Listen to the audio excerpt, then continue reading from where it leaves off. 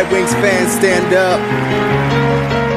Yeah, we gonna throw them wings up, wings up, wings up. Show the league that this is our time. Let's make the city proud. We gon' win the Stanley Cup, Stanley Cup, Stanley Cup. After that we gonna party. We gon' show everybody. We show them all around the world. We show them all around the world. We show them all around the world. We gon' throw them wings up. We gon' throw them wings up.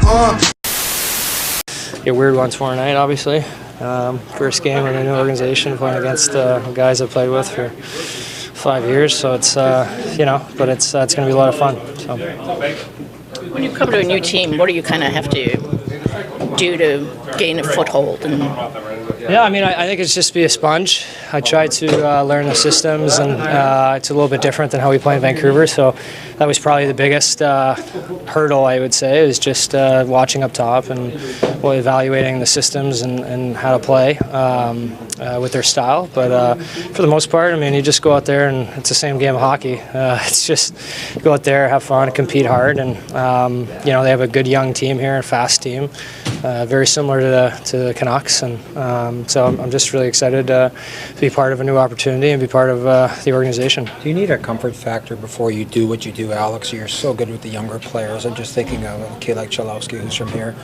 How do you think you can help the younger guys? Yeah, I mean, I've been around, and I'm older now in this league, and I think for the most part it's just being me in terms of I don't try to change who I am and what I can contribute on the ice and off the ice. And I mean, obviously, yeah, like you look at a guy like that. I mean, he's got untapped potential, and I'm sure they're hoping for big things out of him. And it's just a matter of maybe pointing things out. And I mean, for the most part, I mean, these guys are sponges too. Like you can just see in the practice and their daily habits. I mean, these guys are trying to improve each and every day, and it's a young team, and there's a lot of potential in the room. But being you has kept you in the league, if you know what I mean. I mean, yeah. There's always practices were game-like for you.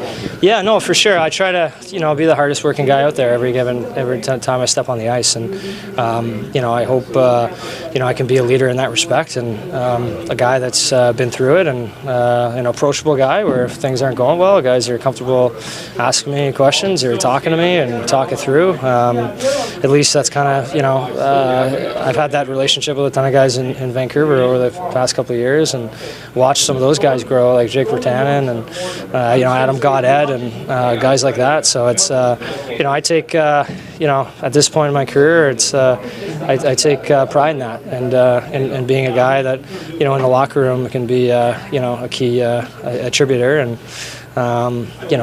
be a value add in that respect. What does it mean to you on a personal basis? A lot of guys came over to see you this morning just to say. Yeah, it was awesome. Yeah, I mean, one guy. Yeah, a lot of guys. Yeah. I mean, I was tight with all those guys on that team, and it's like bittersweet, right? I mean, it's part of the business and part of the organization, or part of the the day to day in the NHL. You play in the best league in the world, and I try to.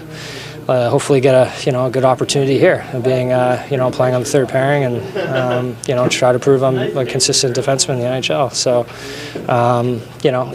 while it's tough saying bye to those guys, they're all lifelong friends, and definitely keep in touch throughout the years. And but yeah, I mean, it means a lot for sure. I mean, I spent my whole career with this organization, or 7 years or so. So it's bittersweet when no matter how you look at it, really. You really compliment one another. I think we're good skaters. So I think, and he talks a lot too. I noticed that just in a practice with him. So I think for the most part, going back for pucks, especially against a team like Vancouver, they're fast, like the stall pucks on the forecheck. So I think just going back quickly and being an option for each other and breaking the puck out together, I think that can definitely help us our skating for sure. I know you just saw a little bit of Quinn Hughes, but what kind of impression did he make on you? Yeah, I mean, he's an unbelievable skater. He's world class, right? I mean, it's just his confidence in his skating. I mean, he's not scared to, be the last man back and turn the puck back. I think so far he's been impressing people, and then his vision and offensive ability is obviously is up there. So I think he's going to bode well, having a full season under his belt after this year. But and who knows? He might surprise people and just keep his pace. And just be the defenseman that they're hoping for 5 years from now. I might do it right now. So The second line needs to do better after the last game. Did anything really stand out as to ways that they weren't? I mean, I know it was probably across the board to some degree, but specific things you want them to do better? Well, I think one, they got to play as a unit of 3 and as a unit of 5. I thought at times, they weren't executing the systems the way they have to execute the systems. I just think some of it might be chemistry. Some of it might just be playing better hockey. So we'll keep them together and see how they do. How long do you experiment if they don't start producing? I can't answer that question. I'll start with the first period tomorrow and we'll see. And I don't know how long for sure. I know we need more. I know we need that line to be better, and we probably need the Filppula line to be better. So, I think the other 2 lines have been pretty good, obviously. So we'll keep watching. What's stopping you from putting Yevgeny in a game? Svechnikov, he's played 1 game in the last year. Well, that would be one.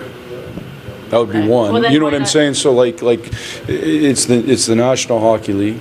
I'd love to see him. I'd love to see him when he plays play great. That's what I'd love to see him. If I feel like either through injury or something that he gets his opportunity, I hope he plays great. But right now, there's other guys that if Nilsson's healthy, I think Nilsson's probably more prepared to play great. So Why not have him in GR then? It just seems to run contrary. I know you said you think he can handle it, but it runs Svechnikov. We had to call somebody up, so we called him up. And if he's not going to play here, he'll go back to GR and play. So I don't know if that answers your question, but ultimately, if he's not going to play here, he won't be on the whole trip with us, so he'll go back to GR and play. So he's going to play somewhere.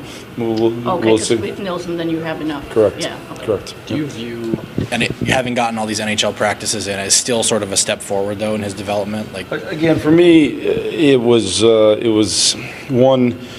It was a little bit of make sure we gave him a nod that he understands that he's headed in the right direction. 2, he has been through. Like, I just think Steve thinks, Ryan Martin thinks that, Ben Simon thinks that mentally he's at a spot where he can handle being up and not playing and getting sent back down. I'm not sure that's the case with all the other young players, and so he's mentally prepared for it. But it gets him up here, it gets him a chance for us to see him, it gets him a chance for him just to feel confident being up here, and whether he plays or doesn't play, I still think it can be a positive thing depending on how he looks at it. But we aren't going to have him here for a long time if he's not playing. We're going to get him back to GR playing. With Nilsson, he looks like he's ready to go. Is he ready to go? I'll let you know tomorrow. And Biega around for some time now. What have your impressions been having him in practice? Competes hard, skates well. I'd love to see see him be able to practice even more, but you don't always have that kind of time. I think he's a guy that could move a puck well and manages his game well and can defend with his feet. You've had Quinn Hughes at a couple of Worlds and just seen him overall. What makes him so effective? One, he's a really competitive person. He's a really good. He's a really explosive skater. Those would be 2 things that stand out to me. Loves hockey, wants to compete, wants to be great. He's an elite skater. He can really explosive as anybody I've been around. We obviously have some with the NSCU and with Larkin, and it's a little different explosiveness. It's more in tight areas, but he's excellent on his edges. So I'm a big fan of Quinn Hughes. I think he's done a really good job so far from what I've seen, and I hope we make it real hard on him tomorrow, but I'm a big fan of Quinn Hughes. I know at one of the Worlds he roomed with Dylan. Was that something you set up, or how? Yeah, no, I set that up. Dylan's a really good mentor type person. Quinn was the youngest, and so that was 2 years ago. And so we had I just thought it was good to have somebody like Dylan to see how he prepares every day and trains every day, and also Dylan knows how to go out of his way to make people feel comfortable, and so I thought it was a good setup that way. Philip Sedina had a goal Saturday. I don't know if you saw the clip of how the relief on his face. And what did he show you in camp, and what do you need to see more of him? It looked like he was close to that area and that goal, that box you talked about. Yeah, I mean, I think ultimately, Philip, it's just consistency in his impact on the game being really good. And I know I talked to Ben Simon; he thought both games he played really well, and it's just the impact on the game being as a positive on a night-to-night basis. I think from a scoring perspective, I think his give-and-go game has to keep getting better so that he's not trying to. It's going to be hard for him to self-create and work his way into that scoring square. So if he can give and go and get it back in those areas, then he can release his shot, and his shot's been real good throughout his career.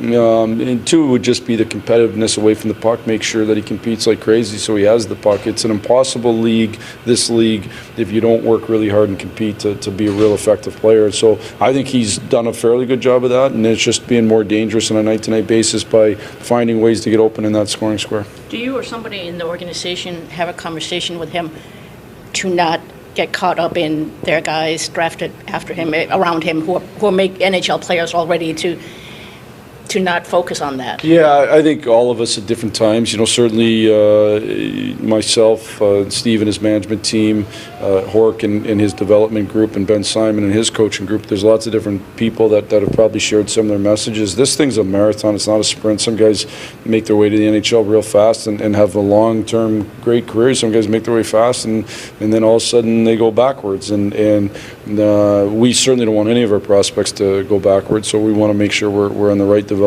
plan for them. But two, sometimes you put so much pressure on yourself, you just got to relax. And certainly he's somebody that can do that. And there's a lot of expectations, and just relax and play. And so I think he's got that message. Hopefully he can do that. How much of all that applies to Cholowski? Where is he in his development? Yeah, what about it? Sorry. Where is he at in his development? I mean, we saw him a year ago. He seemed to have some poise for young players, making plays. I know the defensive side of the game is probably a challenge for him. Where's he at? He's growing. Yeah. He's growing. He's better today than he was at the end of last year. So I think that's a real tribute to him and the fact that he put tons of work in the summer, and he's stronger, and he's listened to the things that he has to get better at. One of the biggest challenges to getting better is if you're not willing to understand you have to get better. And I think when guys realize that, and they tend to grow at a much bigger rate. And I think he understands that the areas of the game defensively and kind of management of the game, knowing when to try to make a play and when to punt is part of it. It's a huge part of managing your game, and that comes with maturity lots of times. So I think it's his game management and his defensive game that still needs to improve, but I think it is improving. It wasn't as good last game as he had been the previous four, but he's going to get another chance tomorrow to go out and be real good. Biega is almost like a mentor to the young guys. Once he gets comfortable, how can he help Dennis or even the other young D? Yeah, well, I'm hoping, when he plays, if he's paired with a young D like a Dennis, that he can be a mentor-type player who would come back to the bench and can talk. And, Alex's been around a long time and has seen different situations, and he's had to work very hard for everything that he's gotten. And I think what's impressed me with Alex from afar is that when he was a young player in the American Hockey League, he didn't manage his game great, and over time he's really learned how to manage his game. When I watched him on tape prior to the trade, the one thing I would say is he knew when to try to make a play and when to rim it hard and when to put the puck into a safe area, and that's the thing that most young defensemen struggle with. He's had to learn it, so he can certainly pass that lesson on. One more thing on Zadina. With young guys who have that much expectation on them, it kind of seems like they know what they can do, and you and their coaches kind of know what they're going to have to do. How does he respond to knowing that hey, we know you can do these kind of dangles and these finer skills, but we also need you to do stuff like that away from the puck stuff? How does he kind of respond to that feedback? Good, but I don't think anybody's said to him, we don't want you to be offensive. We want him to be. In fact, when he came up last year, I said to him, I don't really, we'll worry about that. I want you to be dangerous offensively, and if that means you make a mistake defensively, I don't care. It was the end of the year. It was one of those situations. So, he's been encouraged to be as offensive as he can now. Probably a little different when he's down there, and they've got to teach him how to be a pro. But I think he's he's responded already. I think like anybody, when you haven't had the success you want, sometimes there's days where you're sick of being told things, and that's just the reality of it. And then there's other days where you kind of say, okay, you're right, and I got to get better. And I think those days when he looks in the mirror and says, these are the areas I got to get better at, I think the more he does that and the quicker he does that, the better he'll be. And I think he's doing that. I think he's done a pretty good job. He's a good kid, wants to be a good player. First long road trip for you guys. How important is it kind of for you guys to hang out and build team camaraderie? It's always good. Obviously, early in the year we get a long trip, spend the day traveling in to Vancouver yesterday, and then we get the rest of the day today off. So probably go with a couple guys, grab dinner, and get ready for tomorrow.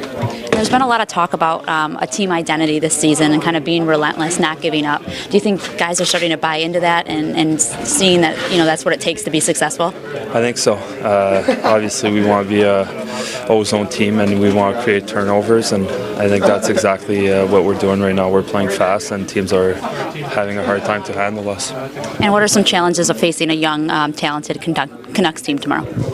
Obviously, they're going to be playing good, quick, so we need to be ready. We need to match their speed, and like I said, if we play in their zone, it's going to be a good night for us.